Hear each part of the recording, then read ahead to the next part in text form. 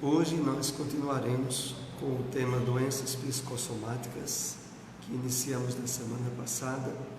Vamos ver aqui a introdução do nosso estudo, cartas comentadas por Emmanuel, primeira carta a Coríntios, capítulo 12, versículo 7, que aqui temos a síntese de um parágrafo. A maioria dos trabalhadores na evangelização inquieta-se pelo desenvolvimento imediato de faculdades incipientes. Enriqueça o homem a própria iluminação íntima. Intensifique o poder espiritual por meio do conhecimento e do amor, e entrará na posse de tesouros eternos de modo natural. Emmanuel aqui faz alusão ao fato de que muitas pessoas que se aproximam da doutrina espírita, que até mesmo se tornam espíritas e sentem, de certa forma, incentivo a trabalho em alguma área de evangelização da doutrina. Isso tem a ver com palestras, com evangelização infantil, qualquer área aonde, de alguma forma, se possa estar transmitindo os ensinos, o Evangelho do Cristo. Muitos se inquietam, gostando muito que fossem desenvolvidas de uma forma expressivas, facilidades para expor, para compartilhar o conhecimento que recebe da doutrina. E aqui Emmanuel diz que, em vez de se inquietar em relação a isso, a forma ideal a que ele passa sintetizada do seguinte modo: enriqueça a própria iluminação íntima, conheça-se mais a si mesmo, busque perceber as nuances, as tendências, aquilo que nós trazemos no nosso íntimo, em termos de, a partir daí, trabalharmos a nossa autoiluminação por meio do conhecimento e do amor, e entrará na posse de tesouros eternos de modo natural.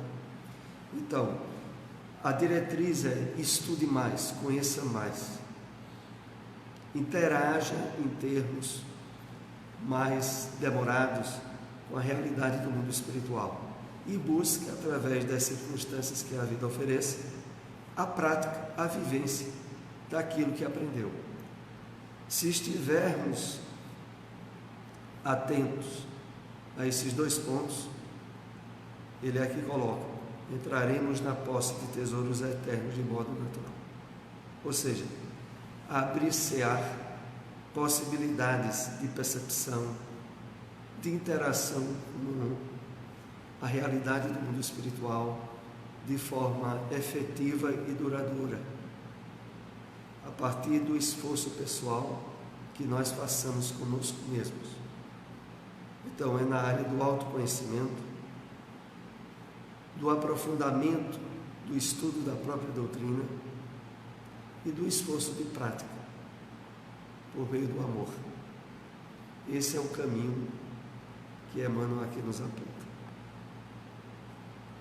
Então, nós estamos aqui abordando doenças psicossomáticas. Claro que isso é um tema tratado em várias áreas do conhecimento humano, mas sobretudo na área diretamente relacionada à psicologia e à própria medicina, quando doenças que se originam de fundo mental passam a se expressar no corpo físico da pessoa. São as doenças psicossomáticas. Mas aqui a abordagem é estruturada à luz da psicologia espírita, de Joana de Ângeles. No último encontro que nós tivemos, nós demos início aos esclarecimentos que se relacionavam, sobretudo, à temática. Mas agora nós vamos tratar dela com mais detalhes. A questão da doença psicossomática mesmo. A mente é geradora de energias compatíveis com o tipo de aspiração que acalenta, movimentando-as através da corrente sanguínea que vitaliza e mantém o corpo físico. Então, aqui o primeiro ponto que vai nos levar ao entendimento dessa temática à luz da psicologia espírita, ao mesmo tempo em caráter de percepção e preventivo, que nós podemos estar enquadrados já em alguns desses lados. E aqui a primeira base é a mente, porque na nossa sede de trabalho mental são geradas energias, e essas energias estão de acordo com o alimento psíquico que nós mantemos, os ideais, os hábitos de reflexão, de pensamento, as interações emocionais que produzem. Todas elas movimentam um campo de energia real ligado à nossa mente, ligado ao nosso cérebro, ligado aos neurônios, e que vão estabelecer possibilidades positivas ou negativas para a nossa saúde. Depois aqui Joana acrescenta, movimentando-as através da corrente sanguínea, que vitaliza e mantém o corpo físico. Ora, nós sabemos, inclusive por pesquisas recentes na área das influências impingidas pelo pensamento, o quanto de receptividade existe na água. A água, ela é uma receptora profunda dos teores psíquicos atuais do ambiente, das pessoas, do local em que elas se encontram, em maior tempo. Ora, é justamente no terreno aquoso que está a nossa corrente sanguínea. Efetivamente, o nosso campo mental vai gerar uma influência decisiva sobre ela. E é por isso que aqui é colocado, movimentando-as através da corrente sanguínea que vitaliza e mantém o corpo físico.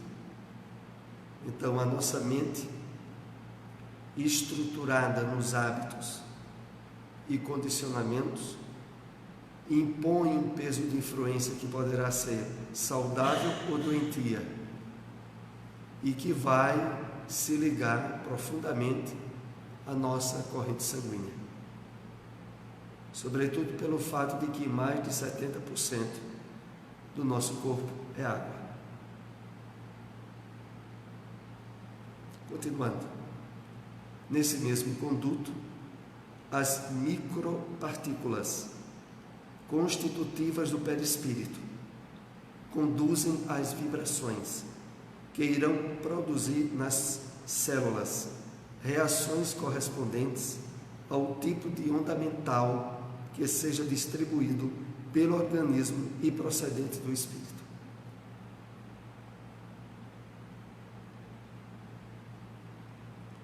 Aqui nós somos chamados à conscientização minuciosa de como se dá esse processo que se inicia no pensamento, que vai se exteriorizar no corpo físico, que vai atuar na nossa corrente sanguínea. E aqui nós somos levados a considerar a existência de micropartículas. Vocês notem que aí está em itálico, porque não se refere a partículas físicas. São partículas de teor psíquico que interagem no corpo espiritual nosso, no perispírito.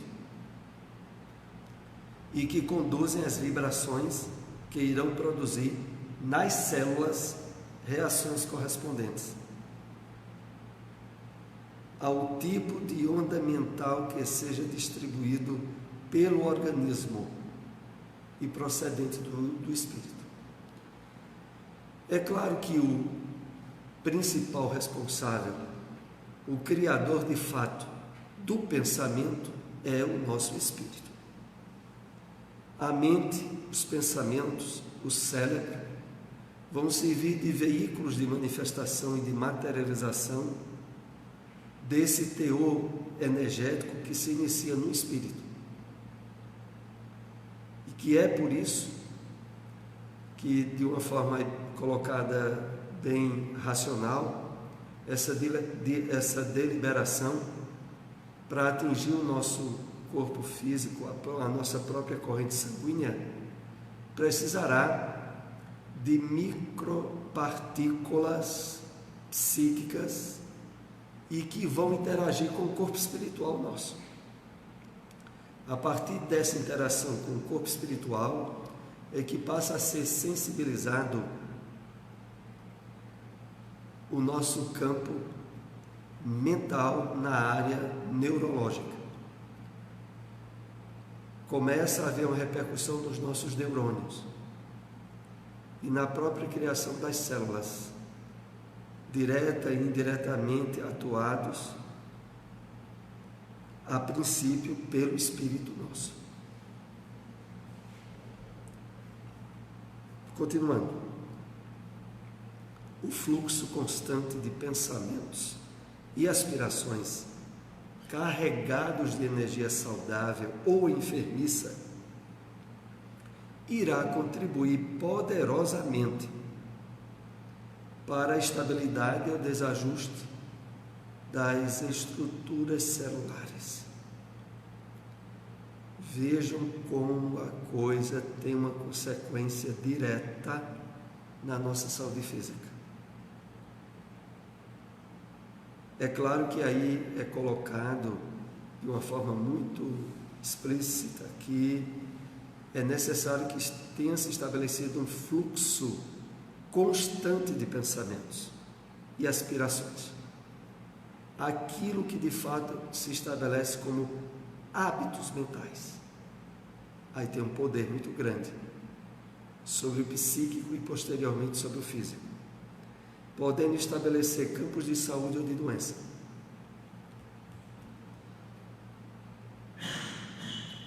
Continuando, abrindo espaço para a instalação e conservação da saúde, ou para o surgimento e proliferação de infecções, de disfunções variadas, de alterações do metabolismo, de mal-estar ou bem-estar.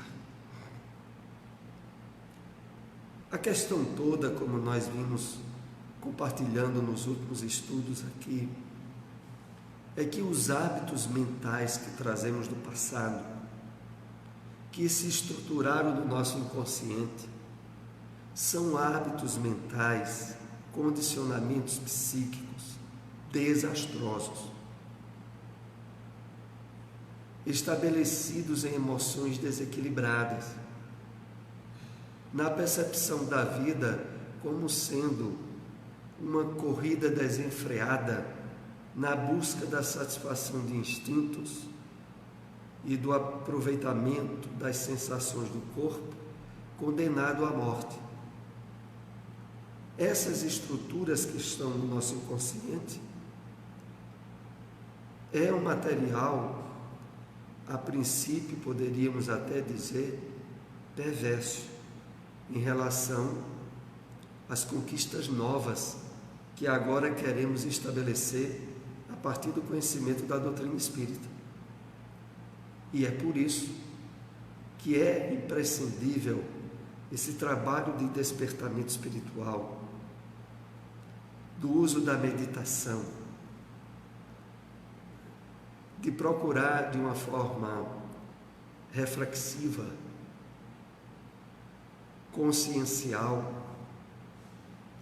interagir de forma mais ativa e constante com princípios nobres. Nós lembramos aqui, em relação a isso, como desde o Novo Testamento, nas cartas do apóstolo Paulo, já eram feitas alusões a respeito disso. Que é uma passagem em uma de suas cartas que Paulo diz assim: tudo que é bom, tudo que é nobre, tudo que é de boa fama, tudo que enobrece, tudo que é de natureza elevada, ele sai citando vários adjetivos e conclui dizendo assim: nisso pensai, nisso estabeleçai hábitos mentais novos, conduções psíquicas renovadoras. Ele já apontava para isso que agora nós compartilhamos da série psicológica de Joana de Ângeles. Voltando ainda a esse slide, quando diz: abrindo espaço para instalação, conservação da saúde ou surgimento de proliferações de infecções, de disfunções variadas.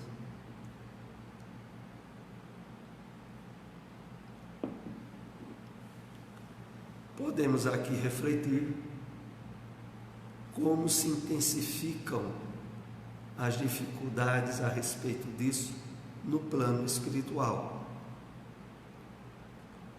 Porque os espíritos que não passaram por um processo de renovação ativa desses hábitos mentais desastrosos vivenciam a intensificação deles no plano espiritual. Não é de surpreender que ao redor da Terra a intensificação de espíritos doentes, desequilibrados e felizes é gritante, porque é constituída, sobretudo, do resultado das atividades mentais que esses espíritos tiveram durante a encarnação. E é por isso também que nós somos chamados a fazer o máximo de esforço possível agora, durante a encarnação, e sobretudo tendo recebido a bênção do conhecimento da doutrina espírita. Se isso não é feito, o que é que ocorre? Aqui é dito: ou surgimento e proliferação de infecções, disfunções variadas, alterações do metabolismo. É uma série de consequências desastrosas e ruins, que de maneira nenhuma devem ser vistas como uma forma de castigo. É uma consequência natural das escolhas mentais e dos hábitos formados por nós mesmos, cuja superação dessas doenças e disfunções cabe a nós, desde agora, fazer o esforço necessário de retificação. As enfermidades psicossomáticas são geradas na consciência espiritual, a sede mental do ser, eterno, geradora de recursos indispensáveis ao crescimento emocional e intelectual, ao desenvolvimento dos tesouros ético-morais, onde está escrito a lei de Deus. Então é decorrente disso que surgem as enfermidades psicossomáticas, que deveriam ser vistas por nós como uma bênção de advertência daquilo que, se nós não atentarmos em retificar agora, tornar-se-á problema bem maior lá para frente, Então, a sede mental é o próprio espírito, a origem disso aí. E aqui é acrescentado de que geradora de recursos indispensáveis ao crescimento emocional e intelectual, ao desenvolvimento dos tesouros ético-morais, onde está escrita a lei de Deus. E vejam que fato importante. Uma água parada, uma água que mesmo sendo a princípio pura, límpida, se ela fica estagnada e não é trabalhada como recurso ativo de proliferação de vida, logo ela se torna um charco pestilento, fomentador de doença e de morte. Ora, nós temos na nossa estrutura física, em termos proporcionais, muito mais água que precisa ser bem trabalhada, que precisa ser associada a ela elementos psíquicos e mentais saudáveis, louváveis, elevados, que facultem com que ela se torne elemento revitalizador de energias. Continuando, a vigilância contínua em torno dos pensamentos que são elaborados e das aspirações acalentadas é de alta significação para a existência física harmônica. Então não há outro caminho que não seja o do trabalho ativo na vigilância. Mas por que, poderia indagar algum de nós, por que tanta menção à vigilância? A razão é bem clara quando nós estudamos a psicologia espírita. É devido à extensão, à vasta extensão de material apodrecido que trazemos do nosso inconsciente e que estão vivos e reais, à espera de algum momento para atuarem e expressarem desequilíbrios desastrosos. Por exemplo, como nós estamos nos dias atuais, nos aproximando nesses dias de carnaval, o uso do álcool e de drogas que entorpecem a consciência e facultam com que o inconsciente se imponha de uma forma muito ativa e facultem as atitudes e ocorrências desastrosas de muitas pessoas. Então, a forma de estar esse inconsciente sob domínio, sob controle, é vigilância. E vigilância significa, entre outros aspectos, consciência desperta, ativa, tomando as rédeas, atuando. E isso, claro que fica muito difícil de ser conseguido se nós estivermos envolvidos, como eu citei há pouco, por teores alcoólicos, aonde o uso da consciência ativa é colocada de água abaixo. Então, muita atenção, muito cuidado, principalmente nesses dias, face à quantidade de pessoas que se entregam de uma forma irrefletida e irresponsável a todos os excessos. Voltando aqui ao texto. A vigilância contínua em torno dos pensamentos que são elaborados e das aspirações acalentadas é de alta significação.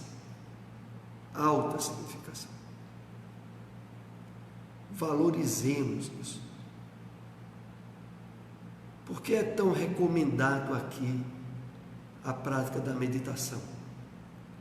Porque pela meditação nós acionamos intencionalmente possibilidades ideais para o despertamento da consciência,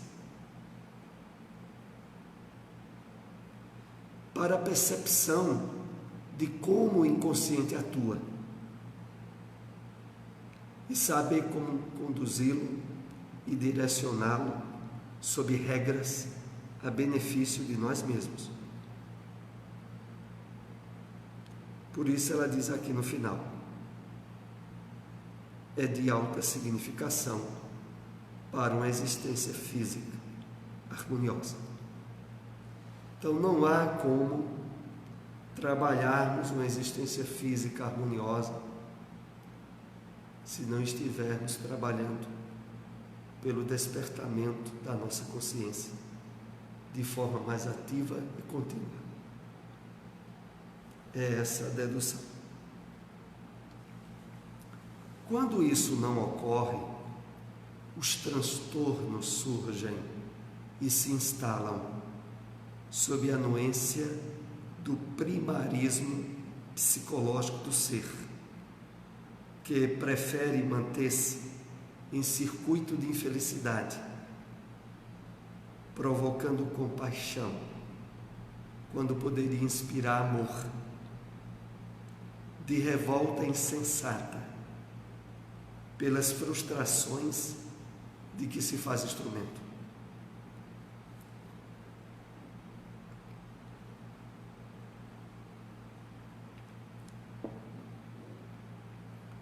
Então, se esse trabalho de vigilância não é bem executado, se esse esforço de despertamento de consciência é deixado de lado, surgem os transtornos. E é por isso que nós vivemos numa humanidade materialista e neurótica, desconhecedora de si mesma, que vive de forma instintiva e inconsciente e que, portanto, aberta a todo tipo de conflitos e de problemas na sua área psíquica e mental. E o texto continua.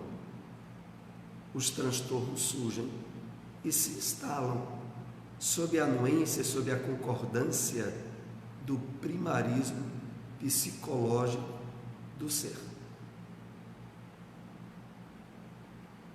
Nós trazemos dentro de nós esse primarismo psicológico que está estabelecido no nosso inconsciente. O inconsciente, em termos didáticos, muitas vezes é referendado por Joana de Ângeles como, por exemplo, a nossa sombra.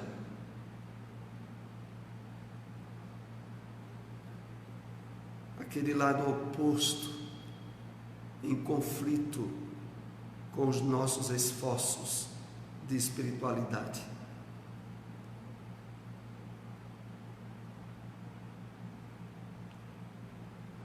Que prefere manter-se em circuito de infelicidade. O que chega a ser até irônico é que toda permissividade que nós temos para com o nosso inconsciente é geradora de felicidade de algum nível. Chega ao ponto de nós, aqui a título de reflexão, nos perguntarmos: por que é que eu gosto tanto de sofrer? Porque a raiz desse sofrimento está no inconsciente. E aqui continua o texto: em circuito de infelicidade, provocando compaixão, quando poderia inspirar amor, de revolta insensata, pelas frustrações de que se faz instrumento. Então, a clareza que a espiritualidade nos passa em termos de revelação espírita é muito grande a respeito disso.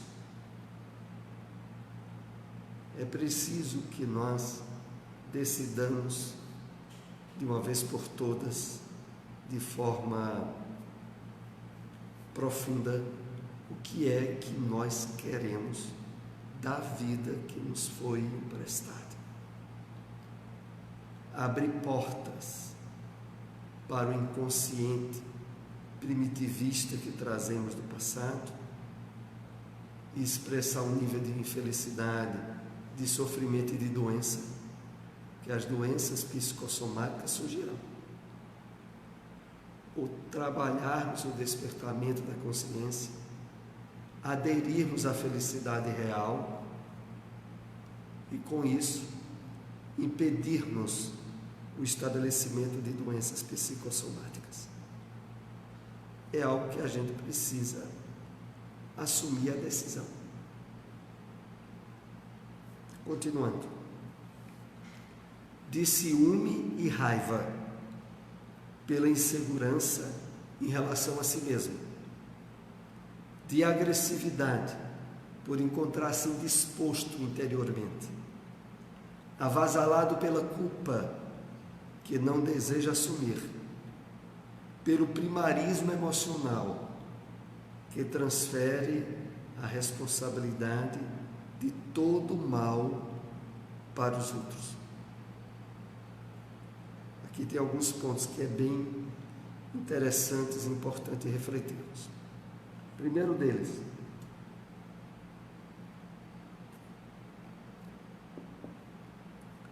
é que todo o campo de emoções desequilibrantes, como ciúme, raiva, agressividade, tudo que a gente possa imaginar de emoções negativas, elas têm a sua base no desconhecimento da verdadeira natureza íntima nossa, do nosso passado encarnatório, estabelecida no nosso inconsciente,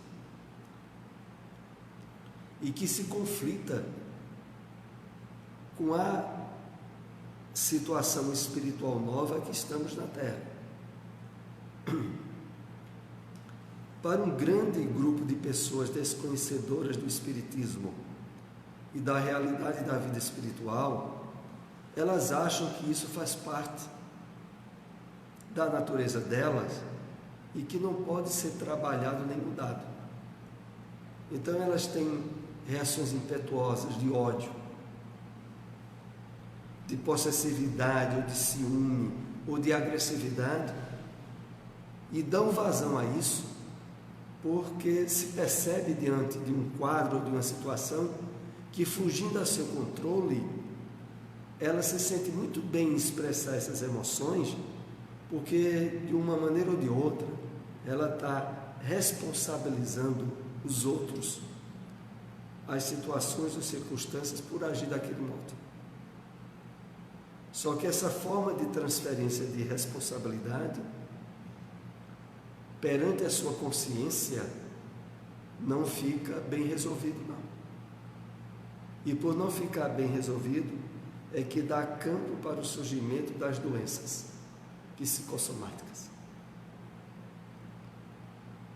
A pessoa tem muita raiva pela atitude de alguém, e essa raiva lhe desequilibra psiquicamente, e além de ter passado por a circunstância desagradável com o outro, vai passar por uma segunda circunstância desagradável, o surgimento de uma doença criada por ela mesma,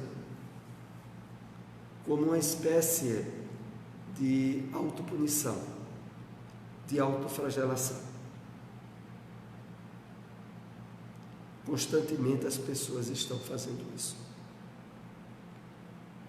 A pessoa, por exemplo, tem que lidar com um chefe ou com um familiar desequilibrado e que facilmente provoca emoções descontroladas em nós. E ao nos percebermos alcançados por essas energias ruins do outro, a gente se revolta. Mas como, muitas vezes, diante de certas medidas sociais coercitivas, a gente não só não pode reagir de imediato, como guarda aquilo conosco mesmo. Deixa chegar a minha oportunidade que eu passo isso na cara. Desde o momento em que a gente tem esse tipo de reação, nós vamos minando a nossa saúde psíquica e abrindo portas ao estabelecimento de doenças. E depois, como diz aqui no final do texto, ficamos culpando e transferindo responsabilidade para os outros. Como se isso de alguma forma resolvesse as doenças e os problemas que criamos para nós mesmos. Pois não, Marcos?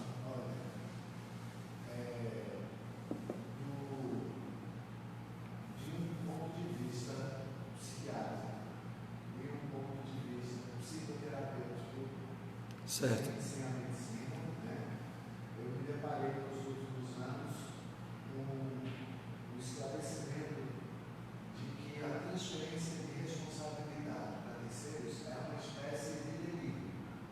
De delírio. Isso. A pessoa está delirando. Alopaticamente, de acordo com a medicina tradicional ocidental, vamos dizer que é um problema de delírio de alguém psiquiátrico.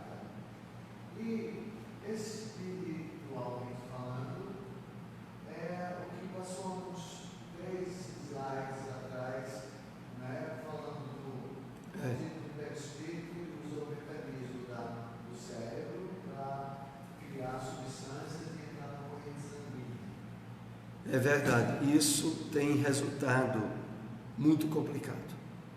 É claro que abrir-se essas propostas que Joana de Ângeles coloca, é preciso estarmos, a princípio, sensíveis à realidade espiritual da vida.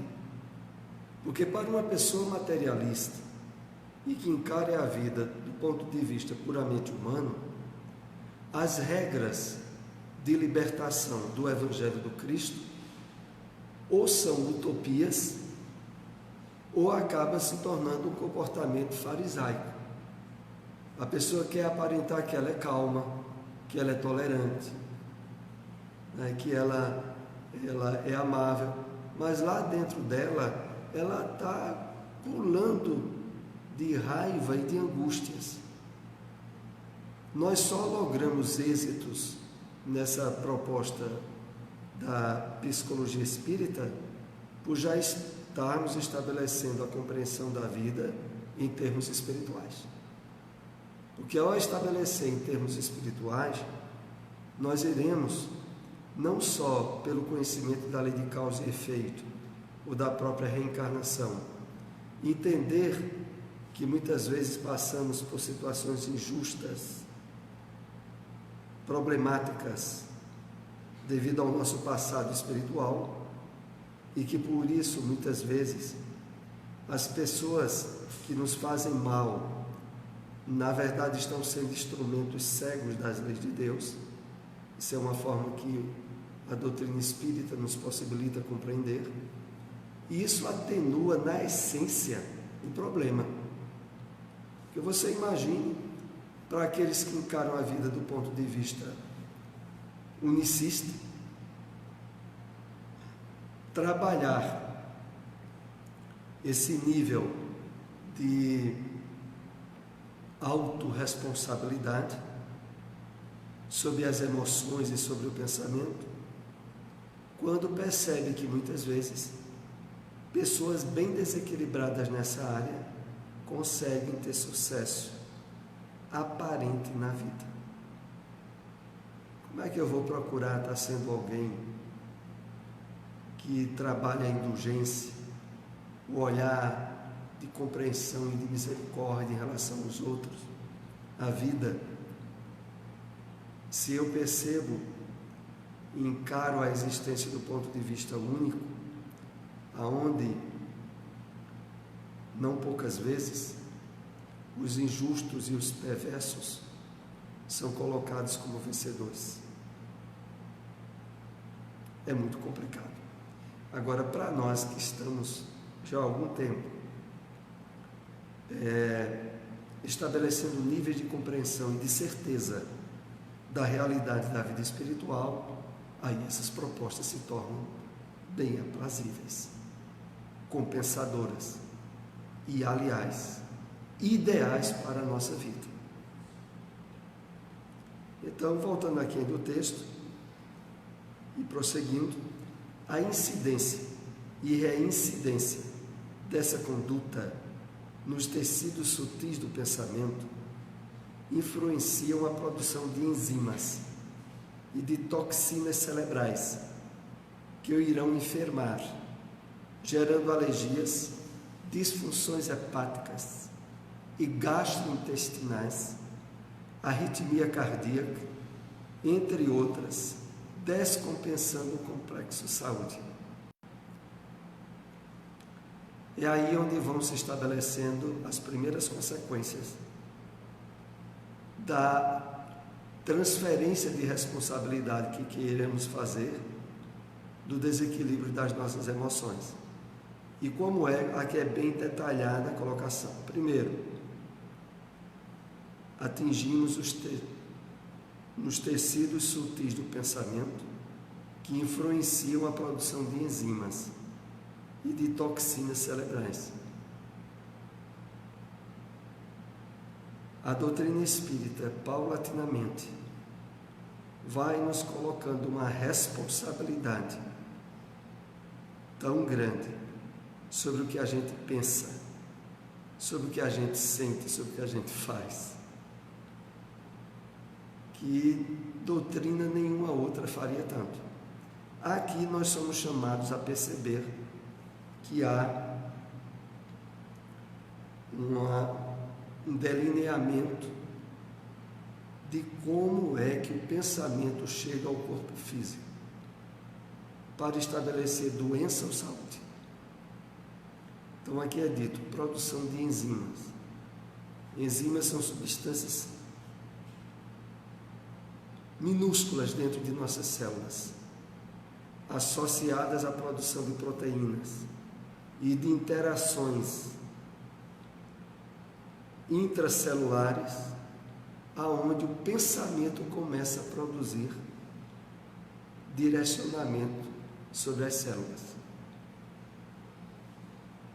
E adiante é dito que irão enfermar, gerando alergias, disfunções hepáticas, gastrointestinais, arritmia cardíaca. Quanta coisa associada ao campo emocional, ao campo mental, ao campo espiritual. Se o espírito estiver desperto, consciente, ele direciona tudo para a saúde e para a harmonia. Se ele não estiver, ele sai bagunçando a área mental, que bagunça a emocional e que vai estabelecer o desequilíbrio do corpo. De várias maneiras. Na parte do corpo onde nós formos mais sensíveis, é que a expressão se dará de forma mais intensa. Então poderá ir desde alergias, disfunções hepáticas, gastrointestinais, cardíacas, descompensando o complexo saúde. E aí a gente poderia dizer, mas poxa, o melhor não é estar de bem consigo mesmo, com a vida, com o pensamento e com tudo? É. E por que é que a maioria da humanidade caminha pelo lado da contramão? Por desconhecerem sua verdadeira natureza e se tornarem vítimas de si mesmo, de serem aquilo que é título daquele livro, dos últimos livros de Adailson Salles, inimigo íntimo. O inimigo íntimo nosso somos nós mesmos. Saímos bagunçando tudo dentro de nós. E depois ainda sai culpando os outros.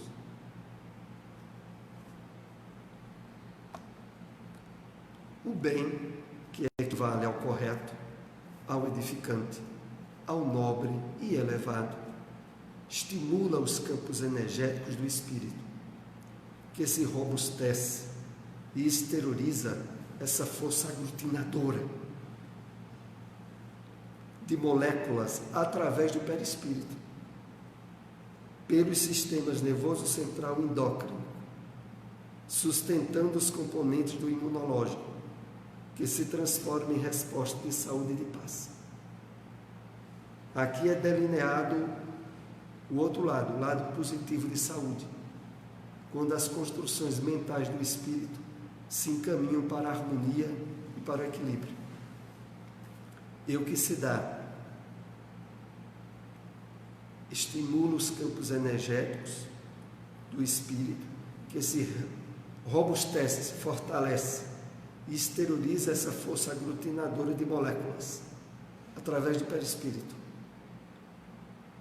e que a partir do perispírito atinge o sistema nervoso central e endócrino. E dele, claro, vai sustentar os componentes do sistema imunológico e vai estabelecer saúde, fortalecimento orgânico, bem-estar na pessoa. E poderíamos até dizer de uma forma enfática, como é bom ser bom, né? Só que, para que a gente seja bom mesmo, inclusive conosco mesmos, é preciso estarmos abertos aos processos de melhoramento e retificação das leis divinas. O mal, que corresponde às expressões de ira, revolta, pessimismo, mágoa, violência e equivalentes, se impõem. Os choques emocionais produzem descargas de adrenalina e outras substâncias que alteram a circulação do sangue, sobrecarregam os tecidos sutis do perispírito, agredindo as matrizes responsáveis pela renovação celular, assim instalando enfermidades ou desenvolvendo as que se encontram em embrião. Aqui é o lado oposto. O mal, que corresponde a expressões associadas às chamadas emoções negativas, ira, revolta, pessimismo, mágoa, violência e equivalentes, se impõem. Os choques emocionais produzem descargas de adrenalina e outras substâncias que alteram a circulação do sangue. É aí onde a gente vê como é tão sutil e ao mesmo tempo expressiva a atuação da mente no físico. A pessoa está assistindo um filme de suspense, está naquela tensão, os batimentos cardíacos se alteram, a corrente sanguínea se intensifica, é jogado adrenalina na corrente sanguínea, instantaneamente. E a origem, pensamento. A origem é o pensamento. Sobrecarrega os tecidos sutis do perispírito. Aí está inclusive em itálico. Tecidos sutis do perispírito. Nós estamos falando aqui de tecidos fora da matéria que conhecemos. da matéria intermediária, nem física nem espiritual, agredindo as matrizes responsáveis pela renovação celular e assim instalando enfermidades ou desenvolvendo as que já se encontram em embrião. Nós podemos então, como dedução do que está aí exposto, optar pelo lado positivo. Em vez de pensamentos ou expressões de ira, de raiva, expressões de compreensão, de amor,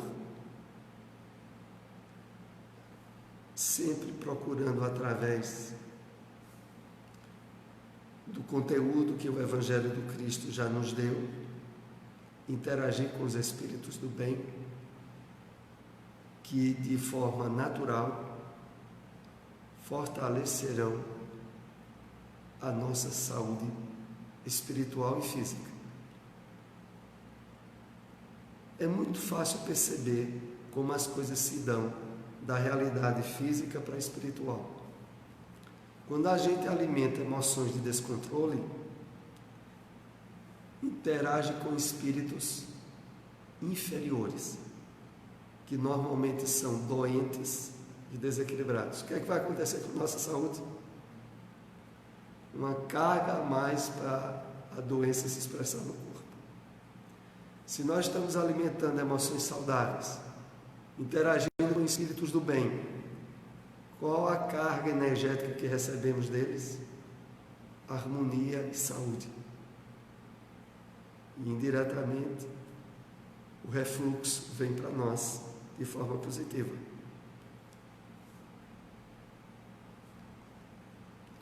A mudança de campo vibratório no sistema imunológico perturba a consciência individual das células, que perdem a energia de sustentação,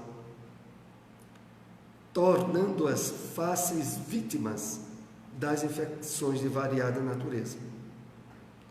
Aqui tem alguns elementos bem importantes para que a gente perceba e tome consciência da importância dessas informações.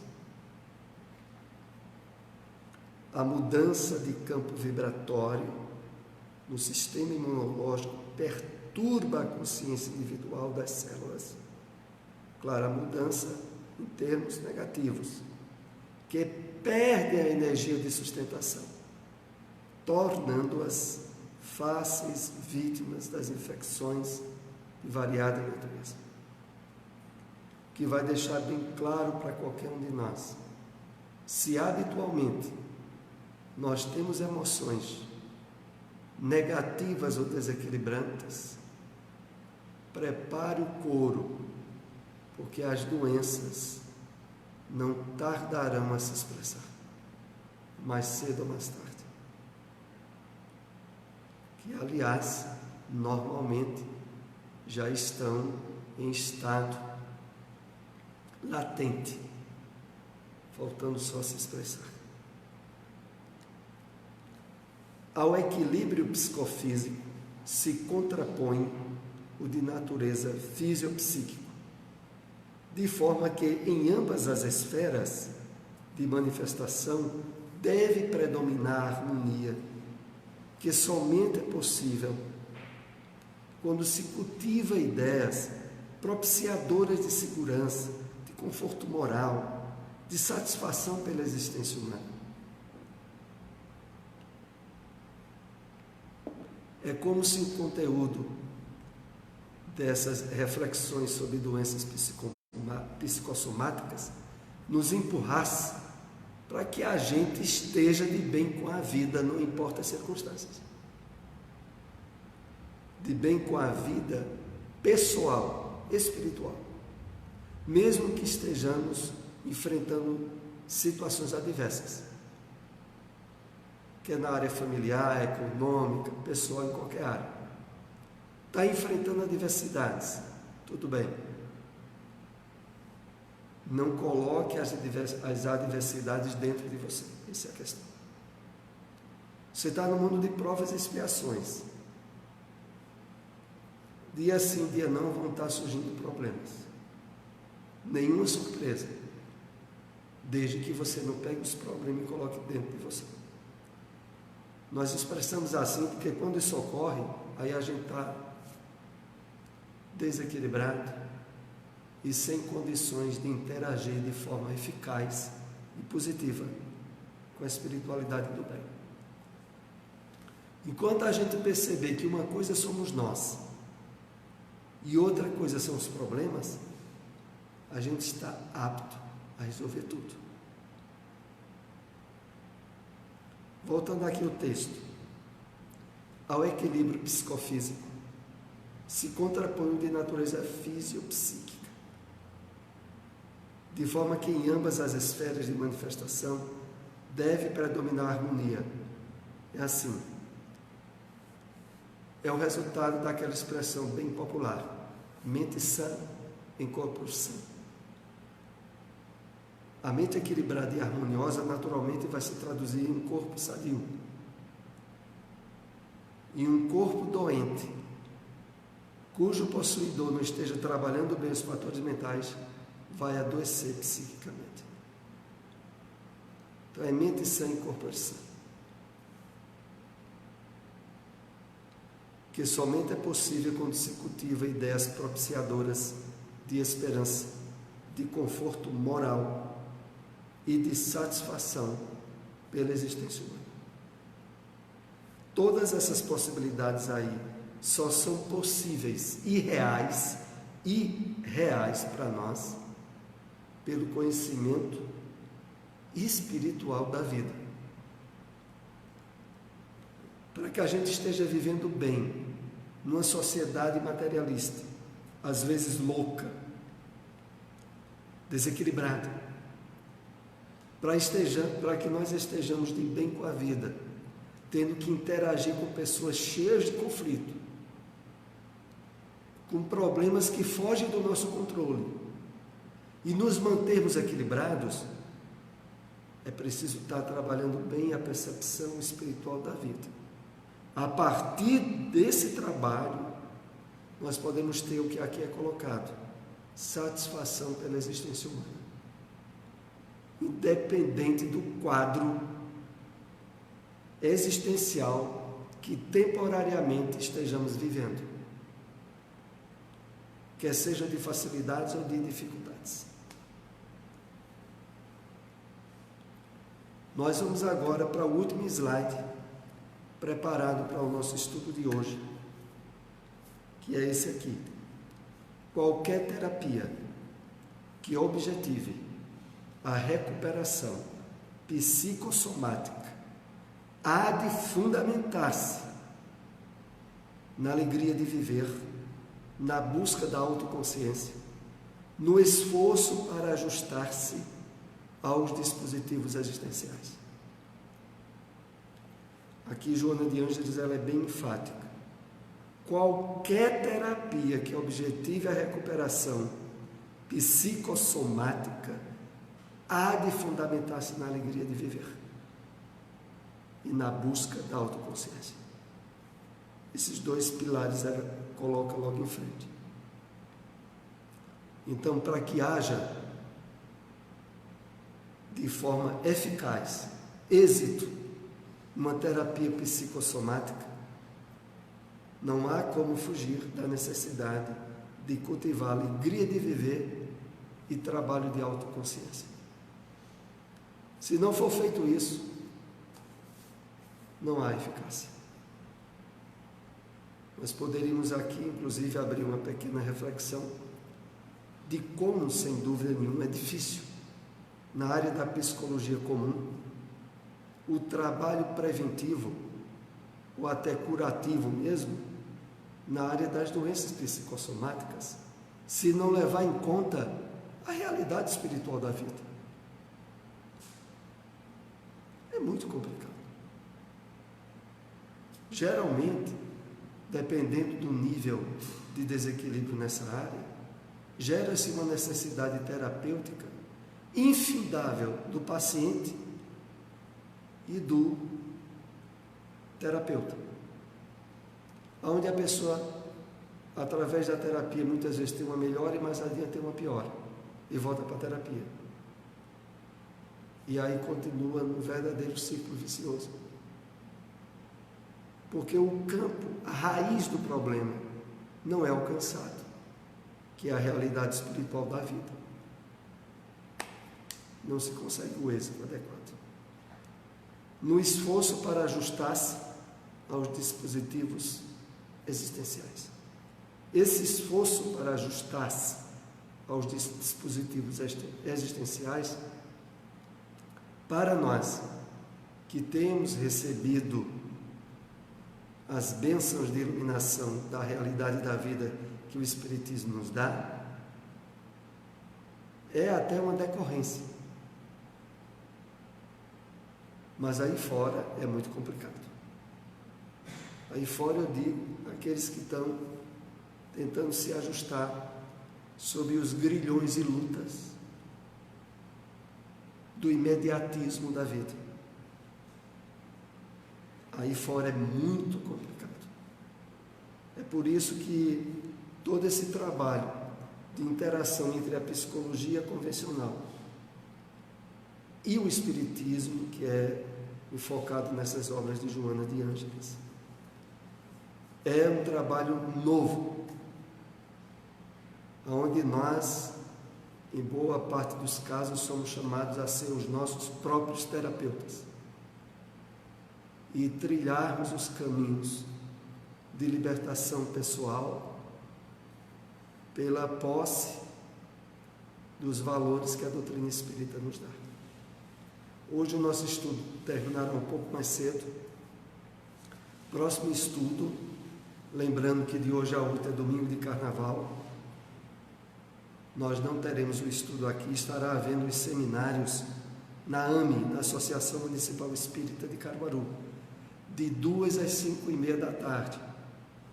Inclusive a abertura do seminário no domingo será com o Fernando Lopes, autor de algumas obras espíritas, que abordará a temática associada à família. Então o próximo estudo nosso será de hoje a 15 dias, será 4 horas da tarde. Vamos então para a prece. Esse tema ainda será concluído no próximo encontro. Ainda estamos em andamento a respeito do entendimento íntegro da proposta da terapia psicossomática à luz da série de Joana de Ângeles. Então vamos para a prece. Vou pedir a Silmara para ser a intermediária da prece para nós.